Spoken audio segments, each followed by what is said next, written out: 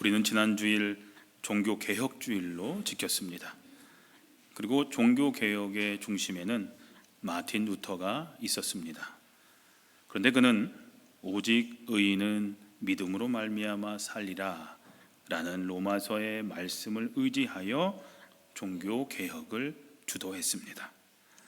마틴 루터뿐만 아니라 위대한 신학자였던 어거스틴이나 또 감리교를 처음 시작한 존 웨슬리 목사님의 회심도 이 로마서와 관련이 깊습니다. 세 명 다 공통적으로 로마서 때문에 뭔가 새로운 일들이 일어났다라는 거죠. 그런데 이 로마서는 크게 두 부분으로 나누게 됩니다. 전반부는 우리는 어떻게 구원을 얻는가에 대한 이야기가 많이 다뤄져 있고, 후반부에는 그렇다면 구원받은 우리는 어떠한 삶을 살아야 하는가 하는 부분으로 이루어져 있습니다. 그래서 전반부인 1장부터 11장까지는 구원에 관한 교리 위주로 어떻게 우리가 구원을 받는지에 대해서 이야기하고 있고, 후반부에는 12장부터 16장까지는 구원받은 사람들의 신앙생활에 대해서 집중적으로 다루고 있습니다. 구원에 관한 전반부에는 주로 하나님의 은혜에 대해서 강조를 하는데요, 우리가 구원을 이미 얻은 것은 전적으로 하나님의 은혜다라는 겁니다. 우리들의 선한 행실로 구원을 얻은 것이 아니다라고 계속해서 말을 합니다. 그리고 우리의 행함보다 하나님의 은혜를 받아들이는 믿음이 더 중요함을 가르쳐 줍니다. 이 하나님의 은혜와 믿음을 강조한 로마서 전반부의 중요한 구절들 몇 개를 말씀드리자면요, 첫째로 로마서 1장 17절에 하나님의 의가 복음에 나타나 있으며 믿음으로 믿음에 이르게 합니다. 이것은 성경에 기록된 바 의인은 믿음으로 살 것이다 한 것과 같습니다. 로마서 3장에는 그러나 이제는 율법과는 상관없이 하나님의 의가 나타났습니다. 하나님의 의는 예수 그리스도를 믿는 믿음을 통하여 모든 믿는 사람에게 옵니다. 거기에는 아무 차별도 없습니다. 모든 사람이 죄를 범하였으므로 하나님의 영광에 이르지 못합니다. 그러나 사람은 그리스도 예수 안에 있는 속량을 힘입어서 하나님의 은혜로 값없이 의롭게 하여 주심을 받습니다 라고 얘기를 합니다. 그리고 이어서 로마서 3장 27절에 어떠한 법으로 의롭게 됩니까? 행위의 법으로 됩니까? 아닙니다. 믿음의 법으로 됩니다 라고 강조를 합니다. 우리들의 부족함을 뛰어넘는 하나님의 크신 은혜를 설명하는 이 사도 바울의 가르침은 로마서 8장에서 절정을 이루게 됩니다. 로마서 8장 31절부터 39절에 하나님이 우리 편이시면 누가 우리를 대적하겠습니까? 하나님께서 택하신 사람들을 누가 감히 고소하겠습니까? 의롭게 하여 주시는 분이 하나님이신데 누가 감히 그들을 정죄하겠습니까? 누가 우리를 그리스도의 사랑에서 끊을 수 있겠습니까? 환난입니까? 공고입니까? 핍박입니까? 굶주림입니까? 헐벗음입니까? 위협입니까? 또는 칼입니까? 나는 확신합니다. 죽음도 삶도 천사들도 권세자들도 현재일도 장래일도 능력도 높음도 깊음도 그 밖에 어떤 피조물도 우리를 우리 주 예수 그리스도 안에 있는 하나님의 사랑에서 끊을 수 없습니다.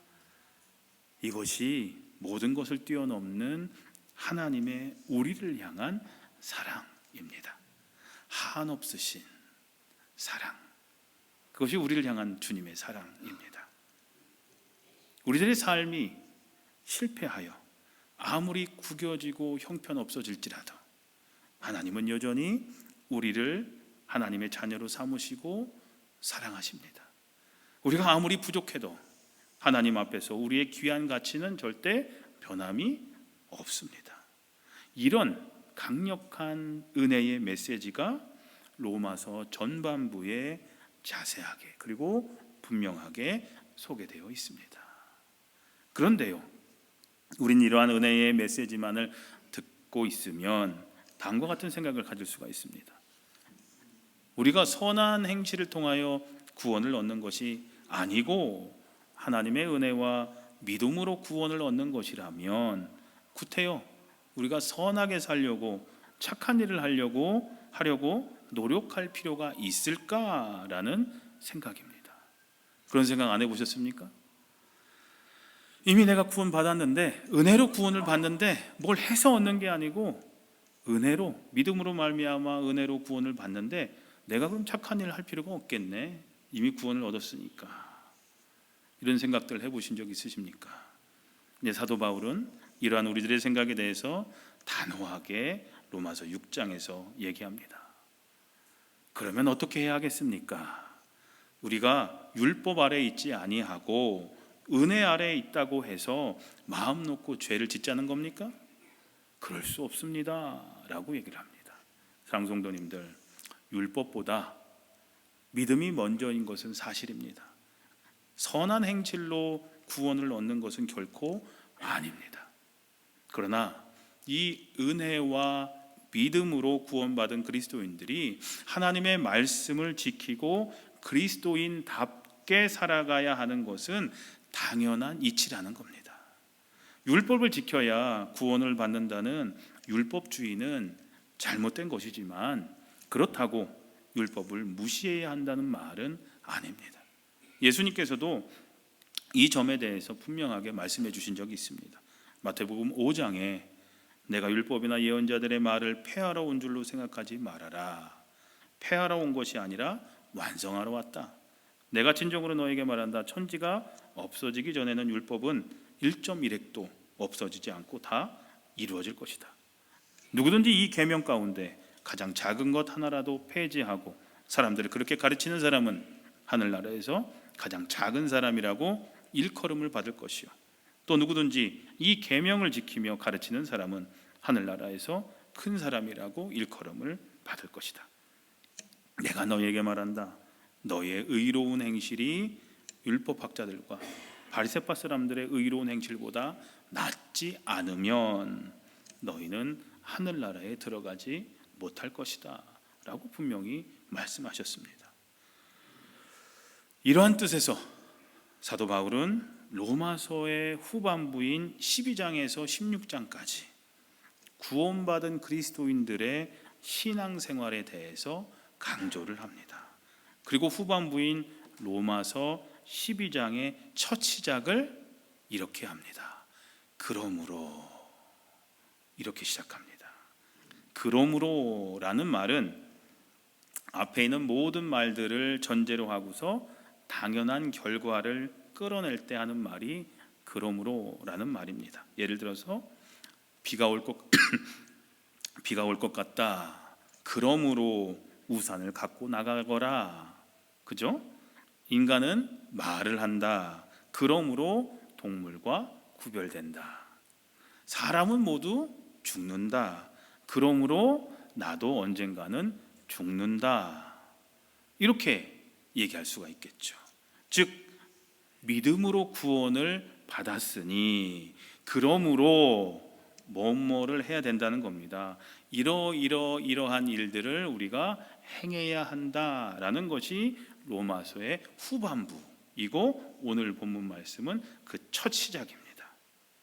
하나님의 사랑과 은혜를 이같이 받았으니, 값없이 받았으니, 구원을 얻었으니 그러므로 우리들의 사명이 이러해야 한다라는 얘기입니다. 그것이 오늘 본문의 말씀인데 다시 한번 읽어볼까요? 시작. 그러므로 형제들아, 내가 하나님의 모든 자비하심으로 너희를 권하노니 이는 너희가 드릴 영적 예배니라. 너희는 이 세대를 본받지 말고 마음을 새롭게 함으로 변화를 받아 하나님의 선하시고 기뻐하시고 온전하신 뜻이 무엇인지 분별하도록 하라 라고 말씀하고 있는 거예요. 교회에서 사용하는 말 중에 영성이라는 말을 많이 사용합니다. 한자로는 신령령의 성품성을 사용하는데 사전적인 의미로는 신령스러운 품성이나 성품을 말합니다. 하지만 우리 기독교인들에게 있어서 영성이란 무엇이냐? 예수님께서 지금 이 순간 살아서 내 곁에 계신다라는 사실을 첫째로 느끼고 나의 삶의 자리에서 살아계신 예수님을 배우고 듣고 또 따르는 것을 말할 때 쓰이는 말이 영성이라는 거죠. 듣고 마음에 품고 그냥 거기서 끝나는 것이 영성이 깊은 것이 아니라 예수님이 나와 함께 하시고 나를 가르쳐 주시는 것을 내가 듣고 그대로 살아가는 것이 영성이라는 거예요. 예수님의 삶을 따라 사는 데까지 나아가는 사람을 영성 있는 사람이라고 말할 수 있는 거지, 그냥 내가 품고 있는 것으로 기도 오랫동안 한다고, 방언으로 기도한다고 그 사람이 100% 영성 있는 사람이라고 얘기할 수 없다라는 거예요. 그의 삶이 뒷받침해 주지 않으면 그가 가지고 있는 신앙에 대해서 의심할 수가 있다라는 거죠. 예수님의 삶을 따라 사는 데까지, 예수님의 향기가 품어져 나오는 그런 삶에까지 자라는 사람이, 그런 삶을 사는 사람이 영성 있는 사람이라는 거죠. 그런 의미에서 참된 영성이란 성결한 삶, 거룩한 삶으로 나타난다라는 거죠. 한번 읽어보실까요? 시작.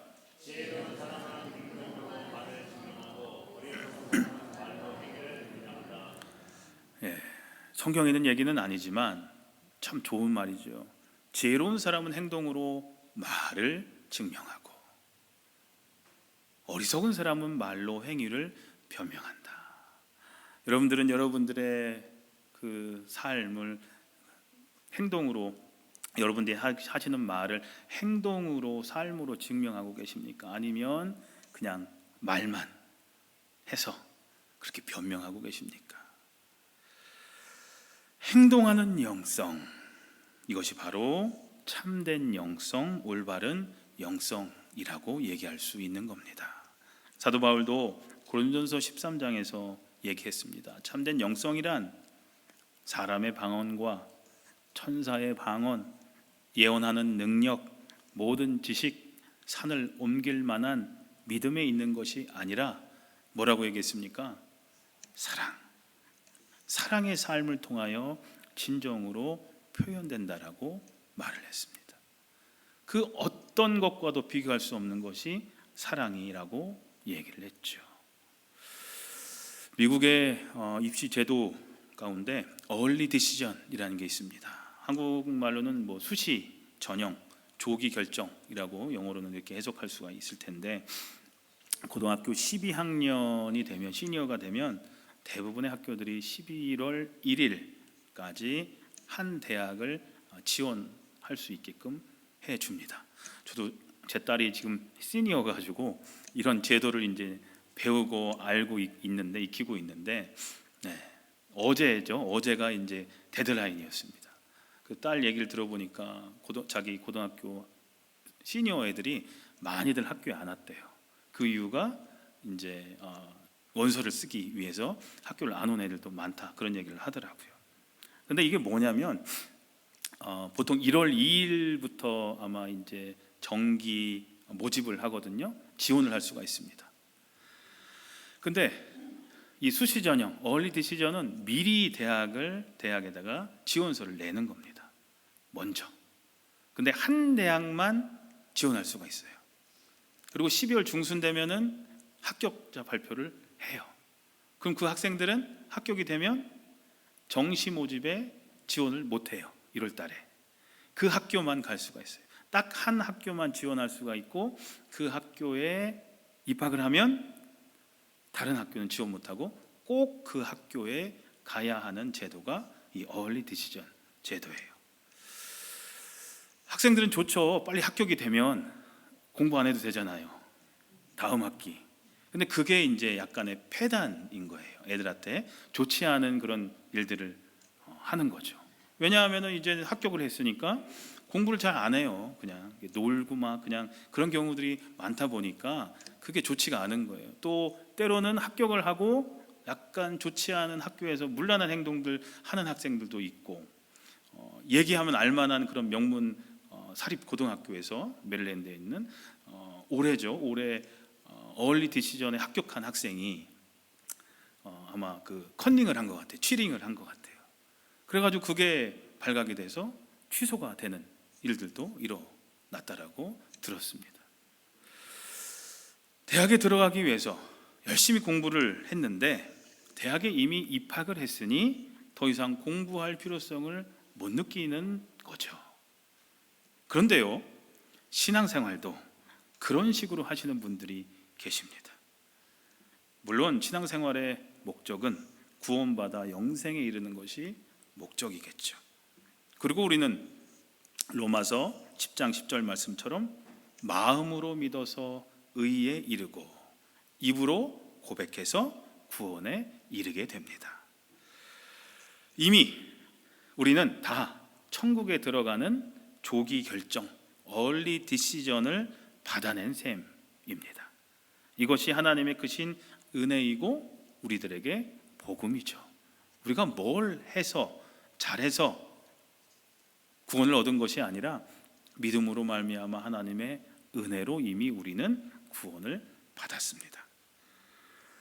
근데 우리는 조기 결정을 받아놓은 학생처럼 천국에 이르기까지 아무것도 하지 않고 허송세월하면 안 된다라는 겁니다.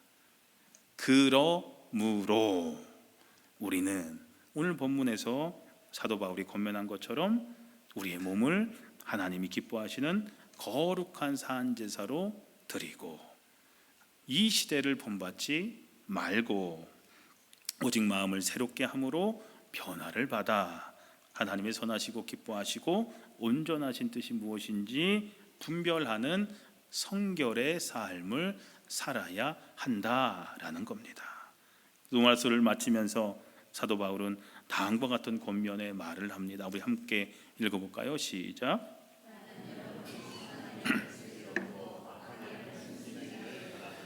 우리 성경에는, 구약 성경에는 이렇게 써 있죠. 선한데 지혜롭고 악한데 미련하라 라고 얘기를 하고 있죠. 이것이 바로 참된 영성의 모습이요 올바른 신앙생활이라는 거죠. 존 웨슬리 목사님은 우리 감리교를 처음 시작하신 그리스도인들의 삶이란 완전한 성화, 영어로는 크리스찬 퍼펙션, 이 완전한 성화를 이루기 위해 거룩할 성에 될 화자를 씁니다.